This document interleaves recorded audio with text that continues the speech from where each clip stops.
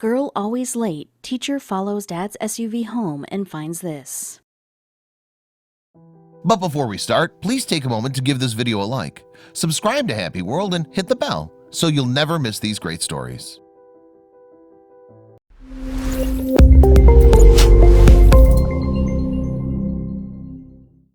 Debbie noticed that the 10-year-old student in her class named Maddie was acting slightly strange. Debbie knew that something was up, so she got up from her desk at the front of the class and made her way over to Maddie, asking her what was wrong. Debbie wanted to know what situation Maddie was in, but she had no idea that the answer would lead her to call 911. Debbie Griffin loved her job. She got to shape the minds of the future, but also nurture them and help them grow. She knew that some children had less than idyllic home lives and always wanted her children to confide in her if they needed to. That's when Debbie noticed something wrong. Maddie wasn't arriving on time for school anymore. She also always seemed fatigued and not enthusiastic. Debbie decided to trust her teacherly instinct. Maddie didn't even play with the other children during recess. She spent it napping instead. Debbie had to get to the bottom of it. Debbie would do anything that she had to get to the bottom of what was going on. She had a keen eye for when something was going on with a child. She just wanted to make things better for Maddie. She sat Maddie down and got her to open up a bit. After a bit of chatting, she knew that the root of the problem started at home. She would find out what it was. Maddie was a relatively new student, so Debbie didn't know too much about her or her personal life. She just knew that she lived with her father and they had recently moved to Lakewood. Other than that, no one knew anything. But something had definitely been off since Maddie had been turning up late for school after walking in with her father, James. Debbie didn't want to get too involved in her personal life, but when she saw something was off, she knew to go with her 10 years of experience with things like this. With Maddie always showing up tired and late, and with her mother not involved, she knew that things could get worse if she didn't step in. She felt that she had to. With another day of Maddie arriving late, Debbie noticed that her father was always the one walking her in. Maddie always had bags under her eyes and seemed burdened with more than she was letting on. Debbie knew it was now time to step in. She called 911 on her phone. James Schweckhardt would be surprised. The police decided to follow her father home after he dropped her off. They could easily identify him from his ragged appearance. They watched him get into his SUV and drive off. The police would never expect what they would find. James Schweckhardt would be surprised when the police showed up. They proceeded to surround him. They asked him to step out of his vehicle. The officers surrounded the 41-year-old man and told him that they were only trying to help him. They asked him to step out again, but he wasn't having any of it. Up until this point, he had been having a regular day. He dropped off his daughter at school, but when he got into his SUV, he saw cops surrounding him. James looked like a deer in headlights when the officers pulled him out of the car. Officer Butler ignored it and continued what he was doing.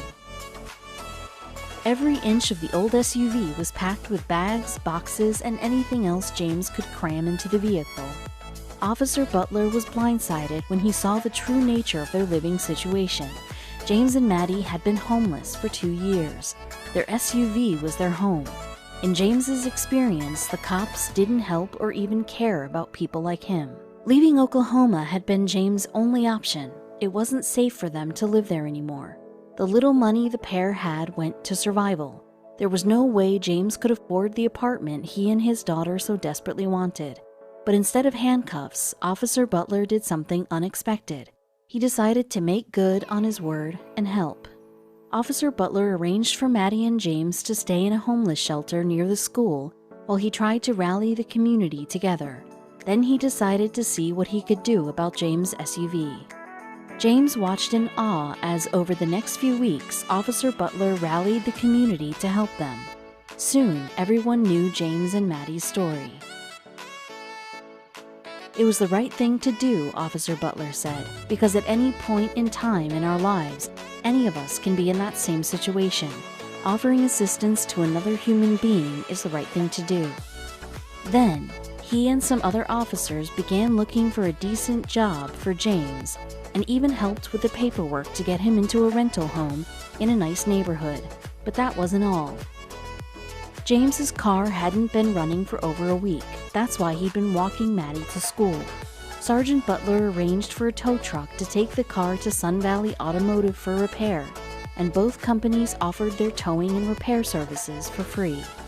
Meanwhile, the community was organizing anything they could for Maddie and James. People from all over donated clothes, food, furniture, and other vital supplies to help get them started.